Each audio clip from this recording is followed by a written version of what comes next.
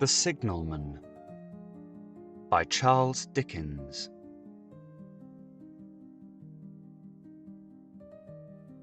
Hello! Below there! When he heard a voice thus calling to him, he was standing at the door of his box, with a flag in his hand, furled round its short pole. One would have thought, considering the nature of the ground, that he could not have doubted from what quarter the voice came. But instead of looking up to where I stood, on the top of the steep cutting, nearly over his head, he turned himself about and looked down the line. There was something remarkable in his manner of doing so, though I could not have said for my life what. But I know it was remarkable enough to attract my notice, even though his figure was foreshortened and shadowed, down in the deep trench, and mine was high above him, so steeped in the glow of an angry sunset that I had shaded my eyes with my hand before I saw him at all. Hello! Below! From looking down the line, he turned himself about again, and raising his eyes, saw my figure high above him. Is there any path by which I can come down and speak to you? He looked up at me without replying, and I looked down at him, without pressing him too soon with a repetition of my idle question. Just then, there came a vague vibration in the earth and air, quickly changing into a violent pulsation and an oncoming rush that caused me to start back, as though it had force to draw me down. When such vapor as rose to my height from this rapid train had passed me, and was skimming away over the landscape, I looked down again, and saw him refurling the flag he had shown while the train went by. I repeated my inquiry. After a pause, during which he seemed to regard me with fixed attention, he motioned with his rolled-up flag towards a point on my level, some 200 or 300 yards distant. I called down to him, All right, and made for that point. There, by dint of looking closely about me, I found a rough, zigzag, descending path notched out, which I followed. The cutting was extremely deep and unusually precipitate. It was made through a clammy stone that became oozier and wetter as I went down. For these reasons, I found the way long enough to give me time to recall a singular air of reluctance or compulsion with which he had pointed out the path. When I came down low enough upon the zigzag descent to see him again, I saw that he was standing between the rails on the way by which the train had lately passed, in an attitude as if he were waiting for me to appear. He had his left hand at his chin, and that left elbow rested on his right hand, crossed over his breast. His attitude was one of such expectation and watchfulness that I stopped a moment, wondering at it.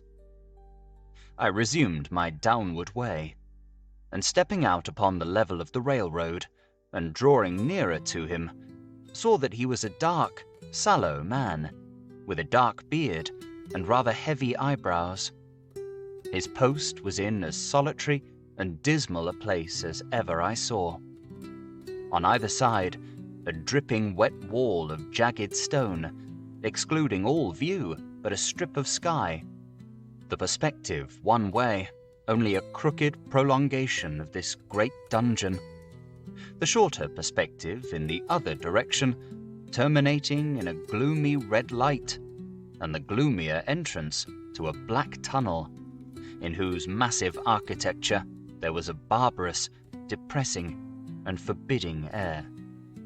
So little sunlight ever found its way to this spot that it had an earthy, deadly smell, and so much cold wind rushed through it that it struck chill to me, as if I had left the natural world. Before he stirred, I was near enough to him to have touched him, not even then removing his eyes from mine. He stepped back one step and lifted his hand. This was a lonesome post to occupy, I said, and it had riveted my attention when I looked down from up yonder. A visitor was a rarity, I should suppose. Not an unwelcome rarity, I hoped. In me, he merely saw a man who had been shut up within narrow limits all his life, and who, being at last set free, had a newly awakened interest in these great works. To such purpose I spoke to him, but I am far from sure of the terms I used, for, besides that I am not happy in opening any conversation, there was something in the man that daunted me. He directed a most curious look towards the red light near the tunnel's mouth, and looked all about it as if something were missing from it, and then looked at me. That light was part of his charge, was it not? He answered in a low voice, "Don't you know it is?" The monstrous thought came into my mind as I perused the fixed eyes and the saturnine face, that this was a spirit, not a man. I have speculated since whether there may have been infection in his mind. In my turn, I stepped back, but in making the action, I detected in his eyes some latent fear of me. This put the monstrous thought to flight. "You look at me," I said, forcing a smile, "as if you had a dread of me." "I was doubtful," he returned, "whether I had seen you before." "Where?" He pointed to the red light he had looked at. "There?" I said. Intently watchful of me, he replied, but without sound, "Yes." "My good fellow, what should I do there? However, be that as it may, I never was there, you may swear." "I think I may," he rejoined. "Yes, I am sure I may." His manner cleared, like my own. He replied to my remarks with readiness and in well-chosen words. Had he much to do there? Yes. That was to say, he had enough responsibility to bear. But exactness and watchfulness were what was required of him, and of actual work, manual labor, he had next to none. To change that signal, to trim those lights, and to turn this iron handle now and then, was all he had to do under that head. Regarding those many long and lonely hours, of which I seemed to make so much, he could only say that the routine of his life had shaped itself into that form, and he had grown used to it. He had taught himself a language down here, if only to know it by sight, and to have formed his own crude ideas of its pronunciation could be called learning it. He had also worked at fractions and decimals, and tried a little algebra, but he was, and had been as a boy, a poor hand at figures. Was it necessary for him when on duty always to remain in that channel of damp air, and could he never rise into the sunshine from between those high stone walls? Why, that depended upon times and circumstances. Under some conditions there would be less upon the line than under others, and the same held good as to certain hours of the day and night. In bright weather, he did choose occasions for getting a little above these lower shadows, but, being at all times liable to be called by his electric bell, and at such times listening for it with redoubled anxiety, the relief was less than I would suppose. He took me into his box, where there was a fire, a desk for an official book in which he had to make certain entries, a telegraphic instrument with its dial, face, and needles, and the little bell of which he had spoken. on my trusting that he would excuse the remark that he had been well educated, and, I hoped I might say without offence, perhaps educated above that station, he observed that instances of slight incongruity in such wise would rarely be found wanting among large bodies of men, that he had heard it was so in workhouses, in the police force, even in that last desperate resource, the army, and that he knew it was so, more or less, in any great railway staff. He had been, when young, if I could believe it, sitting in that hut, he scarcely could, a student of natural philosophy, and had attended lectures, but he had run wild, misused his opportunities, gone down, and never risen again. He had no complaint to offer about that. He had made his bed, and he lay upon it. It was far too late to make another. All that I have here condensed, he said in a quiet manner, with his grave, dark regards divided between me and the fire. He threw in the word, "Sir," from time to time, and especially when he referred to his youth, as though to request me to understand that he claimed to be nothing but what I found him. He was several times interrupted by the little bell, and had to read off messages and send replies. Once he had to stand without the door and display a flag as a train passed, and make some verbal communication to the driver. In the discharge of his duties, I observed him to be remarkably exact and vigilant, breaking off his discourse at a syllable, and remaining silent until what he had to do was done. In a word, I should have set this man down as one of the safest of men to be employed in that capacity, but for the circumstance that while he was speaking to me, he twice broke off with a fallen colour, turned his face towards the little bell when it did not ring, opened the door of the hut, which was kept shut to exclude the unhealthy damp, and looked out towards the red light near the mouth of the tunnel. On both of those occasions, he came back to the fire with the inexplicable air upon him which I had remarked, without being able to define, when we were so far asunder. Said I, when I rose to leave him, "You almost make me think that I have met with a contented man." I am afraid I must acknowledge that I said it to lead him on. "I believe I used to be so," he rejoined, in the low voice in which he had first spoken. "But I am troubled, sir. I am troubled." He would have recalled the words if he could. He had said them, however, and I took them up quickly. "With what? What is your trouble?" "It is very difficult to impart, sir. It is very, very difficult to speak of. If ever you make me another visit, I will try to tell you." "But I expressly intend to make you another visit. Say, when shall it be?" "I go off early in the morning, and I shall be on again at 10 tomorrow night, sir." "I will come at 11.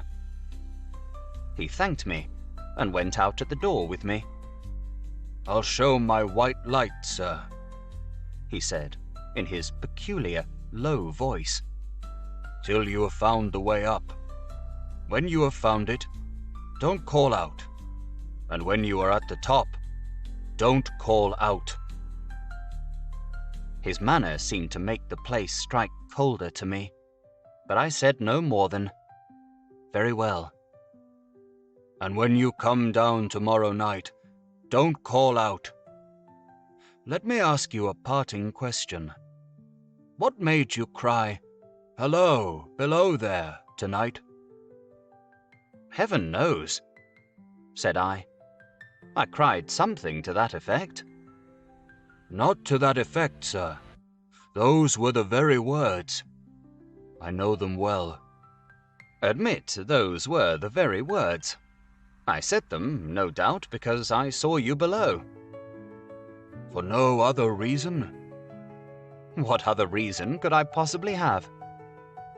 You had no feeling that they were conveyed to you in any supernatural way? No. He wished me good night and held up his light. I walked by the side of the down line of rails, with a very disagreeable sensation of a train coming behind me, until I found the path. It was easier to mount than to descend, and I got back to my inn without any adventure. Punctual to my appointment, I placed my foot on the first notch of the zigzag next night as the distant clocks were striking 11. He was waiting for me at the bottom with his white light on. "I have not called out," I said, when we came close together. "May I speak now?" By all means, sir. "Good night, then, and here's my hand." Good night, sir, and here's mine. With that, we walked side by side to his box, entered it, closed the door, and sat down by the fire. I have made up my mind, sir, he began, bending forward as soon as we were seated, and speaking in a tone but a little above a whisper. that you shall not have to ask me twice what troubles me. I took you for someone else yesterday evening. That troubles me. That mistake? No, that someone else. Who is it? I don't know. Like me? I don't know. I never saw the face. The left arm is across the face, and the right arm is waved, violently waved, this way. I followed his action with my eyes, and it was the action of an arm gesticulating with the utmost passion and vehemence. For God's sake, clear the way. One moonlight night, said the man, I was sitting here when I heard a voice cry, "Hello, below there." I started up, looked from that door, and saw this someone else standing by the red light near the tunnel, waving as I just now showed you. The voice seemed hoarse with shouting, and it cried, "Look out! Look out!" And then again, "Hello, below there! Look out!" I caught up my lamp, turned it on red, and ran towards the figure, calling, "What's wrong? What has happened? Where?" It stood just outside the blackness of the tunnel. I advanced so close upon it that I wondered at its keeping the sleeve across its eyes. I ran right up at it, and had my hand stretched out to pull the sleeve away, when it was gone. Into the tunnel? Said I. No, I ran on into the tunnel, 500 yards. I stopped and held my lamp above my head, and saw the figures of the measured distance, and saw the wet stain stealing down the walls and trickling through the arch. I ran out again faster than I had run in, for I had a mortal abhorrence of the place upon me, and I looked all round the red light with my own red light, and I went up the iron ladder to the gallery atop of it, and I came down again and ran back here. I telegraphed both ways. "An alarm has been given. Is anything wrong?" The answer came back both ways. "All well." Resisting the slow touch of a frozen finger tracing out my spine, I showed him how that this figure must be a deception of his sense of sight, and how that figures, originating in disease of the delicate nerves that minister to the functions of the eye, were known to have often troubled patients, some of whom had become conscious of the nature of their affliction, and had even proved it by experiments upon themselves. "As to an imaginary cry," said I, "do but listen for a moment to the wind in this unnatural valley while we speak so low, and to the wild harp it makes of the telegraph wires." "That was all very well," he returned, after we had sat listening for a while, "and he ought to know something of the wind and the wires, he who so often passed long winter nights there, alone and watching." But he would beg to remark that he had not finished. I asked his pardon, and he slowly added these words, touching my arm. "Within 6 hours after the appearance, the memorable accident on this line happened, and within 10 hours, the dead and wounded were brought along through the tunnel over the spot where the figure had stood." A disagreeable shudder crept over me, but I did my best against it. It was not to be denied, I rejoined, that this was a remarkable coincidence, calculated deeply to impress his mind. But it was unquestionable that remarkable coincidences did continually occur, and they must be taken into account in dealing with such a subject. Though to be sure, I must admit, I added, for I thought I saw that he was going to bring the objection to bear upon me, men of common sense did not allow much for coincidences in making the ordinary calculations of life. He again begged to remark that he had not finished. I again begged his pardon for betraying into interruptions. "This," he said, again laying his hand upon my arm and glancing over his shoulder with hollow eyes, "was just a year ago. 6 or 7 months passed, and I had recovered from the surprise and shock, when one morning, as the day was breaking, I, standing at the door, looked towards the red light and saw the spectre again." He stopped, with a fixed look at me. "Did it cry out?" "No, it was silent." "Did it wave its arm?" "No. It leaned against the shaft of the light, with both hands before the face, like this." Once more, I followed his action with my eyes. It was an action of mourning. I have seen such an attitude in stone figures on tombs. "Did you go up to it?" "I came in and sat down, partly to collect my thoughts, partly because it had turned me faint. When I went to the door again, daylight was above me, and the ghost was gone." But nothing followed. Nothing came of this.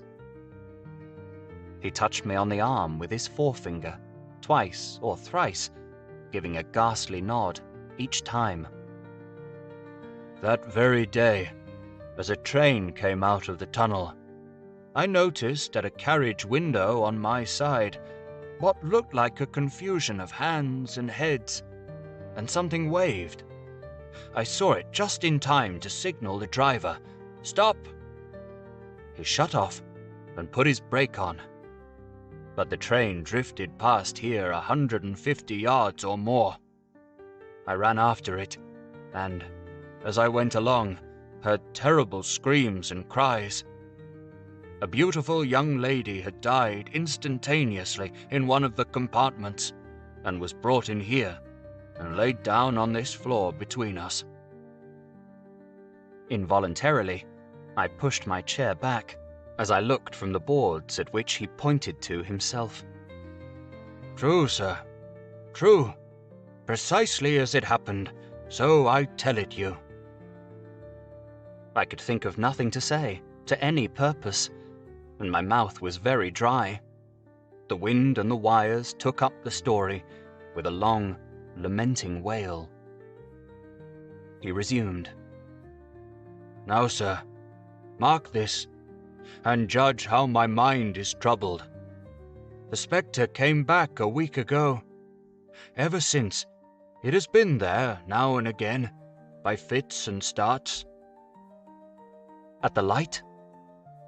"At the danger light." "What does it seem to do?"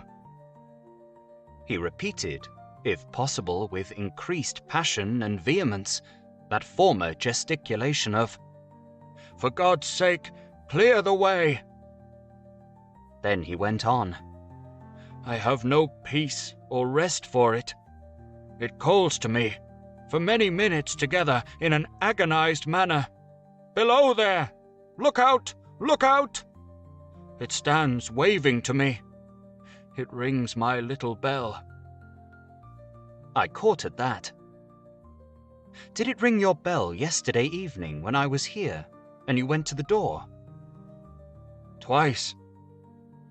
"Why, see," said I, "how your imagination misleads you. My eyes were on the bell, and my ears were open to the bell, and if I am a living man, it did not ring at those times. No, nor at any other time, except when it was rung in the natural course of physical things by the station communicating with you." He shook his head. "I have never made a mistake as to that yet, sir. I have never confused the spectre's ring with the man's. The ghost's ring is a strange vibration in the bell, that it derives from nothing else, and I have not asserted that the bell stirs to the eye. I don't wonder that you failed to hear it, but I heard it." "And did the spectre seem to be there, when you looked out?" "It was there." "Both times?" He repeated firmly, "Both times." "Will you come to the door with me, and look for it now?" He bit his under lip, as though he were somewhat unwilling, but arose. I opened the door, and stood on the step, while he stood in the doorway. There was the danger light. There was the dismal mouth of the tunnel. There were the high, wet stone walls of the cutting. There were the stars above them. "Do you see it?" I asked him, taking particular note of his face. His eyes were prominent and strained, but not very much more so, perhaps, than my own had been when I directed them earnestly towards the same spot. "No," he answered. "It is not there." "Agreed," said I. We went in again, shut the door, and resumed our seats. I was thinking how best to improve this advantage, if it might be called one, when he took up the conversation in such a matter-of-course way, so assuming that there could be no serious question of fact between us, that I felt myself placed in the weakest of positions. "By this time, you will fully understand, sir," he said, "that what troubles me so dreadfully is the question, what does the spectre mean?" I was not sure, I told him, that I did fully understand. "What is its warning against?"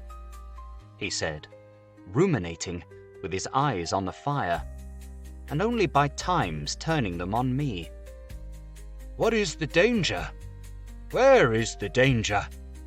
There is danger overhanging somewhere on the line. Some dreadful calamity will happen. It is not to be doubted this third time after what has gone before. But surely this is a cruel haunting of me. What can I do?" He pulled out his handkerchief and wiped the drops from his heated forehead. "If I telegraph danger on either side of me, or on both, I can give no reason for it," he went on, wiping the palms of his hands. "I should get into trouble and do no good. They would think I was mad. This is the way it would work. Message: danger, take care. Answer: what danger, where? Message: don't know, but for God's sake, take care. They would displace me. What else could they do?" His pain of mind was most pitiable to see.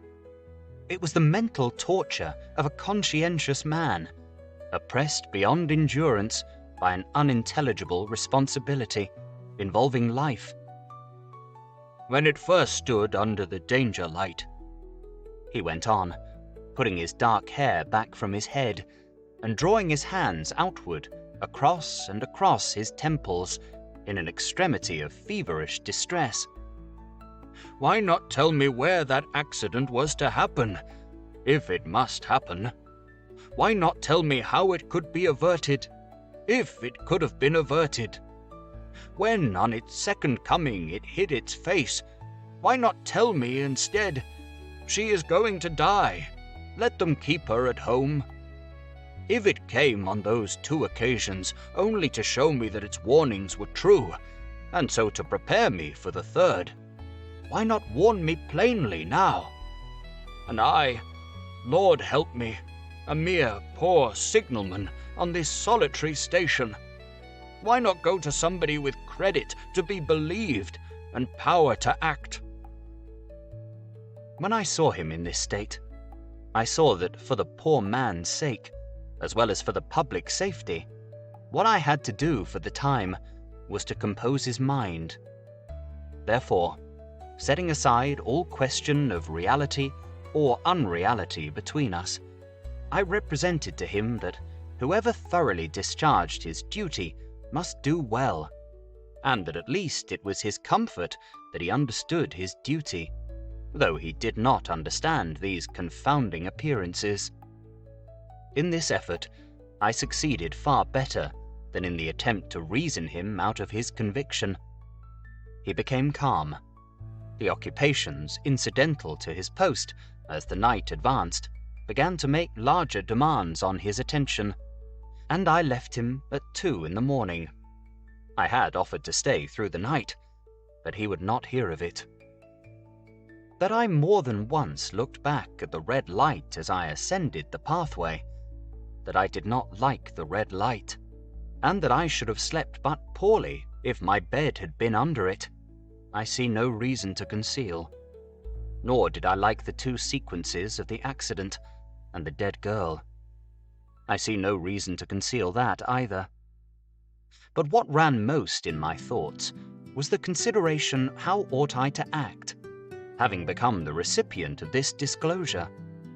I had proved the man to be intelligent, vigilant, painstaking, and exact. But how long might he remain so, in his state of mind? Though in a subordinate position, still he held a most important trust, and would I, for instance, like to stake my own life on the chances of his continuing to execute it with precision?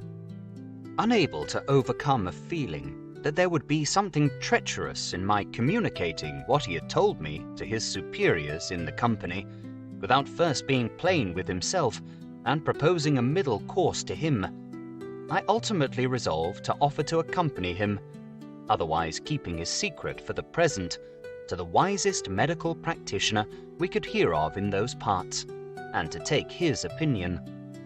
A change in his time of duty would come round next night, he had apprised me, and he would be off an hour or 2 after sunrise, and on again soon after sunset. I had appointed to return accordingly. Next evening was a lovely evening, and I walked out early to enjoy it. The sun was not yet quite down when I traversed the field path near the top of the deep cutting. I would extend my walk for an hour, I said to myself, half an hour on and half an hour back, and it would then be time to go to my signalman's box. Before pursuing my stroll, I stepped to the brink and mechanically looked down from the point from which I had first seen him. I cannot describe the thrill that seized upon me when, close at the mouth of the tunnel, I saw the appearance of a man, with his left sleeve across his eyes, passionately waving his right arm. The nameless horror that oppressed me passed in a moment.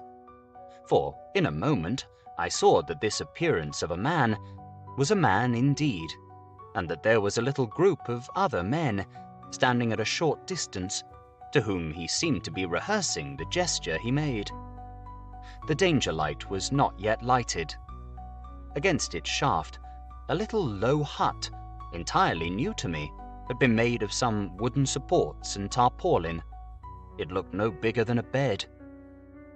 With an irresistible sense that something was wrong, with a flashing, self-reproachful fear that fatal mischief had come of my leaving the man there, and causing no one to be sent to overlook or correct what he did, I descended the notched path with all the speed I could make. "What is the matter?" I asked the men. "Signalman killed this morning, sir." "Not the man belonging to that box?" "Yes, sir." "Not the man I know?" "You will recognize him, sir, if you knew him," said the man who spoke for the others, solemnly uncovering his own head and raising an end of the tarpaulin. "For his face is quite composed." "Oh, how did this happen? How did this happen?" I asked, turning from one to another as the hut closed in again. "He was cut down by an engine, sir. No man in England knew his work better. But somehow he was not clear of the outer rail. It was just at broad day. He had struck the light and had the lamp in his hand. As the engine came out of the tunnel, his back was towards her, and she cut him down. That man drove her and was showing how it happened. Show the gentleman, Tom." The man, who wore a rough, dark dress, stepped back to his former place at the mouth of the tunnel. "Coming round the curve in the tunnel, sir,"